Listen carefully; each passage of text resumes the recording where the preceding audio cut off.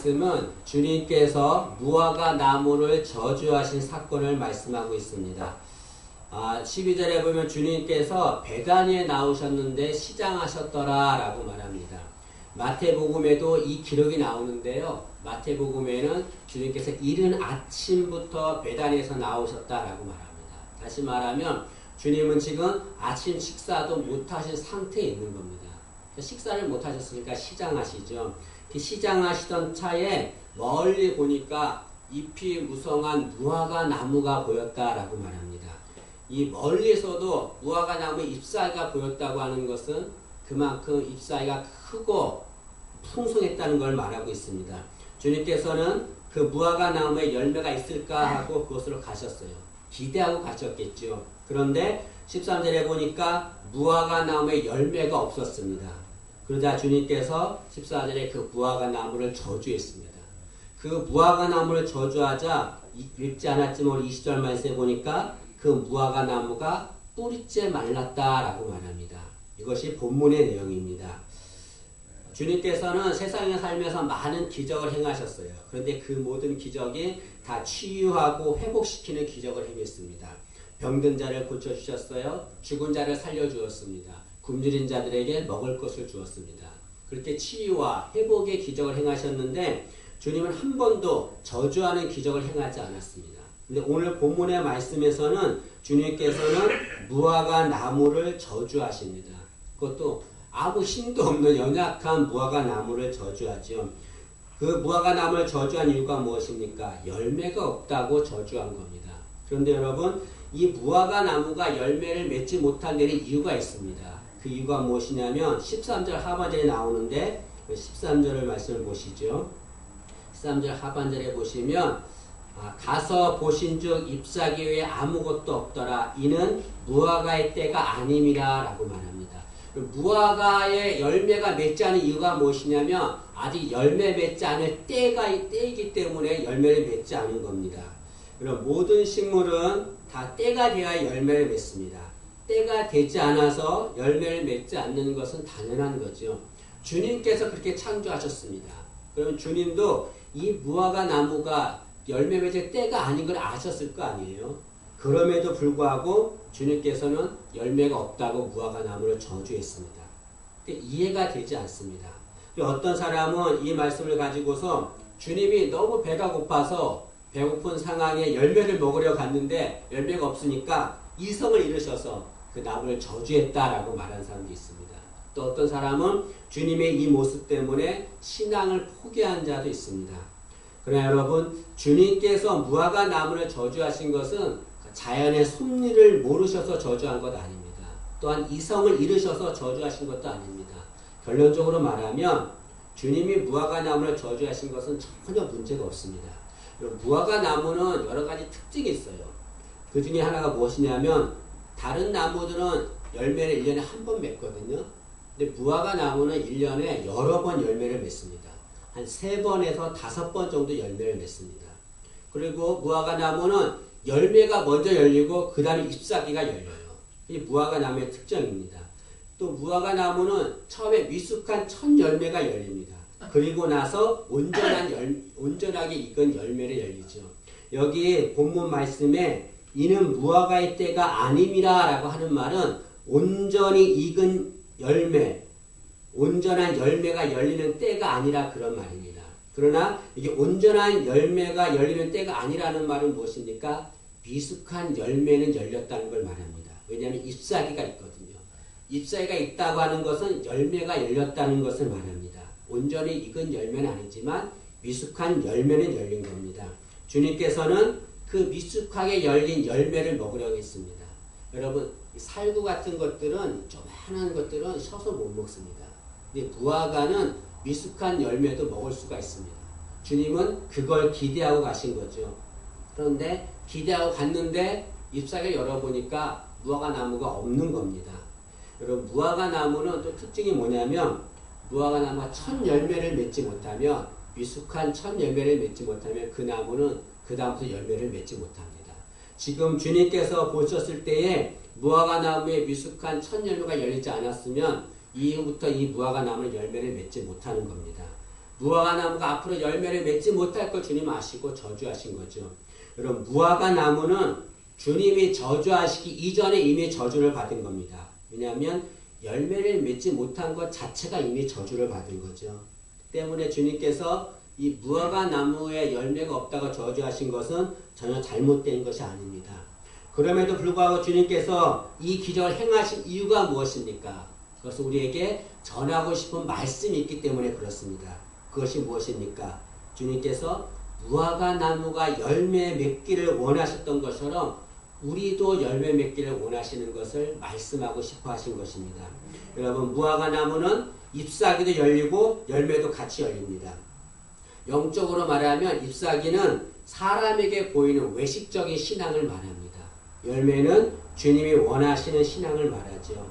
무화과 나무는 열매보다 잎사귀가 더 많고 풍성합니다. 그러나 여러분 아무리 잎사귀가 많고 풍성하고 좋아도 주님이 원하시는 건 잎사귀가 아니에요. 주님이 원하시는 것은 열매입니다. 열매. 여러분 여기 무화과 나무를 보세요. 무화과 나무는 주님이 계실 때 그 시간에 그 자리에 있었던 것 아닙니다. 오랜 세월부터 있었어요. 오랜 세월부터 풍성한 잎사귀를 드러내며 거기에 있었습니다. 그러나 열매는 없었습니다. 사람들은 그 잎사귀를 보면서 어떻게 생각했겠어요? 아 저렇게 잎사귀가 많으니까 열매도 많이 열렸겠구나 라고 생각을 했겠죠. 그러나 잎사귀는 있었지만 열매는 없었습니다. 무화과 나무는 잎사귀로 사람을 속인 거죠. 우리 외식적인 신앙은 사람들을 얼마든지 속일 수 있습니다. 사람들한테 좋게 보이고 아름답게 보이고 그런 신앙으로 얼마든지 속일 수가 있어요. 그러나 주님은 속일 수 없습니다. 여러분 13절 말씀에 보시면 주님께서 주님의 행동이 나옵니다. 13절에 보시면 거기에 멀리서 잎사귀 있는 무화과 나무를 보시고 나중에 여러분 집에 가서 그걸 표시하세요. 보시고 혹 그 나무에 무엇이 있을까요? 가셨더니 주님께서 무화과 나무를 보셨어요. 그리고 보기만 하신 것이 아니라 그 무화과 나무 있는 곳으로 가셨습니다. 왜 가셨을까요? 잎사귀를 들치기 위해서 가신 겁니다. 사람들은 그 잎사귀가 많으면 이 무화과 나무가 열매를 맺었겠구나 라고 그 나무를 칭찬하겠죠. 그러나 주님은 잎사귀만 보지 않습니다. 직접 가서 확인을 하시는 거예요. 주님은 우리의 외식적인 신앙에 절대로 속지 않습니다. 우리에게 직접 오셔서 우리의 신앙을 세밀하게 구석구석 살피시는 거죠. 여러분 주님께서는 이 무화과 나무 사건 저주를 하신 다음에 그 다음에 11장 15절부터 어떤 일을 하셨냐면 성전을 청결케 하신 사건이 나옵니다. 여러분 성전은 거룩한 곳이에요. 때문에 성전을 굉장히 아름답고 웅장하게 짓습니다. 그런데 겉모습은 웅장하고 화려한데 주님께서 그 성전에 들어갔더니 성전에는 어떤 일이 있었습니까? 가자 돈을 바꾸는 사람들이 있었습니다. 매매하는 사람들이 있었습니다. 또 제사 드릴 짐승을 파는 사람들이 있었습니다. 그 모습은 마치 잎사귀만 무성하고 열매 없는 무화과 나무와 같은 겁니다. 주님은 그것을 보고 대노하셨어요. 15절에 보시니까 성전을 뒤집어 엎으셨다라고 말합니다. 그리고 17절에 너희는 성전을 강도의 소굴로 만들었다라고 하면서 저주하셨습니다. 이것은 마치 열매 없는 무화과 나무를 저주하신 것과 같습니다. 여러분 겉모습은 훌륭하고 아름답게 보일지 모르지만 사람을 속일지 모르지만 주님은 절대 속지 않습니다. 우리의 외식적인 신앙, 겉으로 남에게 보이려고 하는 신앙, 사람에게 얼마든지 보일 수 있어요. 그러나 주님에게는 절대로 속일 수가 없는 거죠. 주님 당시에 이런 외식적인 신앙인들이 많이 있었습니다. 근데 그 대표적인 인물들이 서기관과 바리새인들이었어요. 여러분 그 당시에 서기관과 바리새인들은 신앙생활이 얼마나 열심히 했는지 구제에 열심히 했습니다. 그리고 하루에 정한 시간에 꼭 기도를 했습니다. 일주일에 몇 번씩 금식을 했습니다. 그런 그들의 모습을 보고 사람들이 존경했습니다. 신앙생활은 저렇게 해야 되는구나 하고 존경했어요. 그러나 주님은 그들을 저주하셨습니다. 왜 그렇습니까? 그들은 겉모습은 화려했지만 속은 썩어 있었기 때문에 그렇습니다. 잎사귀는 풍성했지만 열매가 없었기 때문에 그렇습니다. 주님이 그들을 어떻게 책망하셨습니까? 마태복음 23장 27절과 28절에 이렇게 말합니다. 화 있을진저 외식하는 서기관들과 바리새인들이여 회칠한 무덤 같으니 겉으로는 아름답게 보이나 그 안에는 죽은 사람의 뼈와 모든 더러운 것이 가득하도다. 이와 같이 너희도 겉으로는 사람에게 옳게 보이되 안으로는 외식과 불법이 가득하도다. 사람들 보기에는 훌륭하고 아름다운 신앙인의 모습을 보였지만 주님 보시기에는 아니었어요. 주님은 겉을 보지 않고 속을 보거든요. 우리의 겉신앙이 아니라 우리의 열매를 바라봅니다. 제가 신학 초년생 때 굉장히 열심히 있었어요. 열심히 있었는데 기도원에 자주 갔어요. 기도원에 가면은 막 기도하고 내려오면 항상 목이 쉬었거든요. 그런데 이 기도하고 내려서 목이 쉬니까 교인들이 막 칭찬을 하는 거예요. 김성훈 전사 열심히 기도한다. 저렇게 해야 된다. 근데 그 한두 번 들으니까 그 칭찬이 듣기 좋은 거예요. 그 다음부터 어떻게 했겠습니까? 기도원 올라가면 목이 쉬어야 돼요. 목 쉬지 않으면 내려오지 않았어요. 그냥 칭찬받아야 되니까. 목이 안 쉬면 막 소리라도 지른 거예요. 그냥. 뭐 기도한 것이 아니라 사람의 칭찬받으려고 한 거죠. 외식적인 신앙생활 한 거죠. 지나보면 너무나 부끄러운 모습입니다. 여러분, 주님은 우리의 외식적인 신앙에 전혀 관심이 없으세요. 여러분. 입수하기에는 전혀 관심이 없어요. 아무리 풍성하고 좋아도 주님은 관심 없습니다. 주님의 관심은 우리에게 열매입니다. 열매. 우리는 열매 있는 신앙이 되어야 합니다. 성경에 보면 씨 뿌리는 비유가 나와요. 그런데 이 씨 뿌리는 비유를 보면 이 씨를 뿌리는 농부가 이해할 수 없는 행동을 합니다. 보통 여러분 씨는 좋은 밭에 뿌리거든요. 그래야 열매를 많이 맺잖아요. 근데 주님이 말씀하신 씨 뿌리는 비유에 보면 이 농부가 좋은 밭만 아니라 길가, 돌짝밭, 가시밭, 가시덤 이런 데에 막 씨를 뿌려요. 이해가 안 되잖아요. 마치 씨를 그냥 허비하는 것처럼 보입니다. 근데 농부가 왜 그렇게 했을까요? 그것은 그런 곳에라도 열매가 맺기를 바라는 마음으로 씨를 뿌린 겁니다. 이것이 바로 주님의 마음이지요. 또한 누가복음 13장에 보면은 열매 맺지 못하는 무화과 나무의 비유가 나옵니다. 거기에 보면 포도원에 무화과 나무를 심었는데요. 3년 동안 열매를 맺지 못하는 거예요. 그 포도원 주인이 화가 났습니다. 그래서 그 포도원 주인한테 그 나무를 찍어버리라 라고 했어요. 그러자 그 포도원 주인가 뭘 했냐면은 금년만 참아주세요. 내가 땅을 파고 거름을 줘서 이 무화과 나무가 열매 맺게 하겠습니다. 만약에 금년에도 이 나무가 열매 맺지 못하면 그땐 내가 찍어버리겠습니다. 라고 말합니다. 3년 동안 열매 맺지 못한 무화과 나무. 그럼에도 불구하고 그 포도원 주인은 올해만 참아달라고 말합니다. 꼭 열매 맺겠다고 얘기합니다. 이 포도원 지기의 마음이 바로 주님의 마음이죠. 열매 맺지 못하는 신앙인들 향해서 열매 맺기를 간절히 소원하는 마음.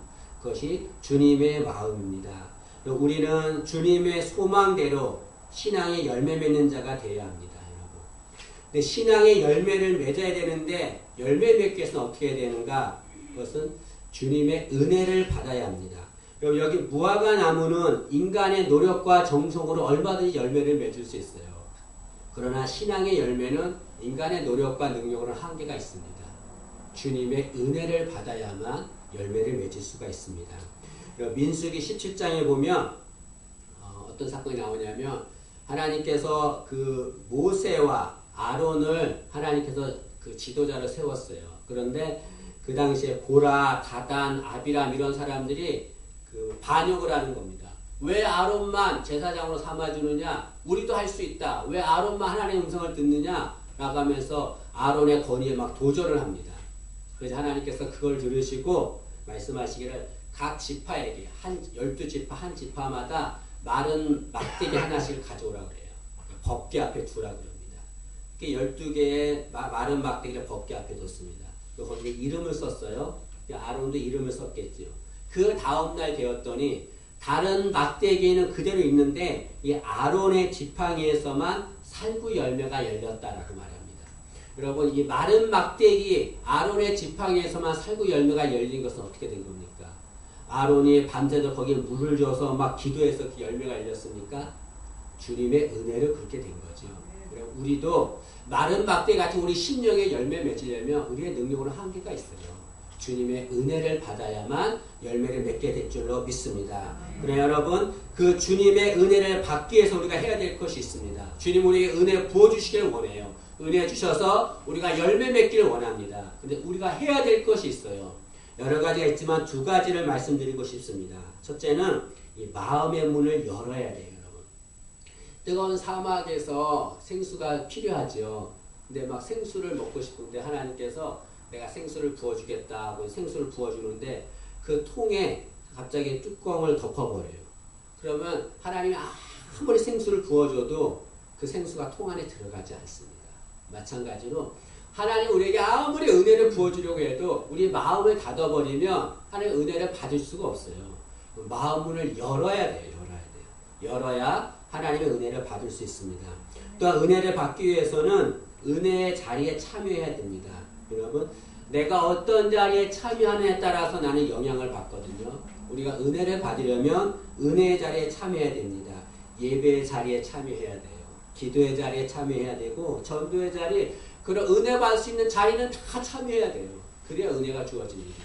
여러분, 초대 기독교 신자들은 모든 예배가 있을 때마다 그 예배에 참여했습니다. 왜냐하면 하나님은 예배를 통해서 은혜를 부어주는데 어느 예배에 은혜를 부어줄지 몰라서 은혜 받기 위해서 모든 예배는 다 참여했다라고 말합니다.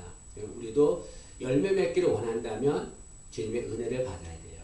주님의 은혜를 받으려면 은혜의 자리에 참여해야 됩니다. 우리 모두가 다 주님의 은혜를 받는 자 되기를 간절히 원합니다. 주님은 우리의 열매에 굶주려 계십니다. 오늘 그 12절 말씀에 보시면 하반절에 예수께서 시장하신지라 라고 말합니다. 주님은 지금 굶주려 있어요. 무엇에 굶주려 있습니까? 열매에 굶주려 있습니다. 주님은 우리의 열매에 굶주려 있습니다. 잎사귀가 아무리 많아도 그 잎사귀로는 주님의 굶주림을 채울 수 없습니다. 오직 열매로만 주님의 굶주림을 채울 수가 있습니다. 주님은 우리에게 요구하고 계십니다. 나에게 열매를 다오, 나에게 열매를 다오. 내가 굶주려 있다, 내가 시장하다, 내가 너의 열매를 먹고 싶다. 나의 열매를 다오, 열매를 다오. 주님 말씀하고 있습니다. 굶주리신 예수님, 시장하신 예수님께 우리가 열매를 드려야 합니다. 우리의 모든 열매를 맺어서 주님께 드리기를 간절히 원합니다. 여러분, 무화과 나무는 단 한 가지의 목적만을 위해서 존재합니다. 그것은 열매 맺는 겁니다. 여러분, 다른 나무들은 그 나무를 베어서 건축용으로 쓸 수가 있어요. 뭐 집을 짓거나 뭐 그렇게 쓸 수가 있습니다. 그러나 무화과 나무는 건축용으로 사용하지 못합니다. 무화과 나무는 열매 맺는 것 외에는 쓸 수가 없어요. 무화과 나무는 심지어 땔감으로도 쓰지 못합니다. 열매 맺지 못하면 그 무화과 나무는 존재 가치가 없는 겁니다. 무화과 나무의 존재의 목적은 열매 맺는 거예요. 우리의 존재의 목적은 무엇입니까? 열매를 맺어 주님께 드리는 겁니다. 나에게 열매를 다오, 나에게 열매를 다오. 말씀하신 주님께 열매를 맺어서 드리는 우리가 되기를 간절히 원합니다. 잎사귀 같은 외식적인 신앙으로는 주님께 드릴 수가 없습니다. 아무리 드려도 주님 그거 받지 않습니다. 여러분, 사람에게 보이려고, 사람에게 인정받으려고 신앙생활 하지 마세요. 주님 기뻐하시고 주님 받으시는 신앙생활 하기를 간절히 원합니다. 어떤 사람은 이렇게 말할지 모르겠습니다. 나는 열매 맺는 신앙에는 관심이 없어요 라고 말하는 사람이 있습니다. 그러나 그 사람은 열매 맺는 기쁨을 모르기 때문에 그렇습니다. 만약에 열매 맺는 신앙에 관심이 없는 자가 주님께 드리는 열매를 맺었다고 한다면, 그 기쁨을 안다고 한다면 그는 더 많은 열매를 맺기 위해서 노력할 것입니다. 또 어떤 사람은 이렇게 말할지 모르겠습니다. 지금 내 신앙을 유지하기도 힘든데 어떻게 주님께 열매를 드립니까? 지금 내 신앙 유지하기 너무 힘듭니다. 내 상황이 너무 힘들어요 라고 말하는 사람이 있습니다. 그러나 여러분, 주님께 열매를 드려보세요. 그러면 나의 힘든 상황이 기쁘고 활기가 넘치는 그런 신앙생활을 하게 될 줄로 믿습니다. 더 나아가서 지치고 상한 영혼들 내가 위로할 수 있는 능력까지 주어집니다. 여러분, 열매 맺는 자만이 그런 기쁨을 알게 되는 거죠. 우리 모두가 다 잎사귀가 아니라 열매 맺는 신앙 되기를 간절히 원합니다. 우리는 우리 자신에게 물어봐야 합니다. 나는 열매 맺는 자입니까? 잎사귀입니까? 나는 열매 맺는 신앙인입니까? 잎사귀 신앙인입니까? 나는 주님을 기쁘시게 하는 신앙인입니까? 아니면 외식하는 신앙인입니까? 우리 모두가 다 열매를 맺어서 주님을 기쁘시게 하는 신앙인 되기를 간절히 소망합니다.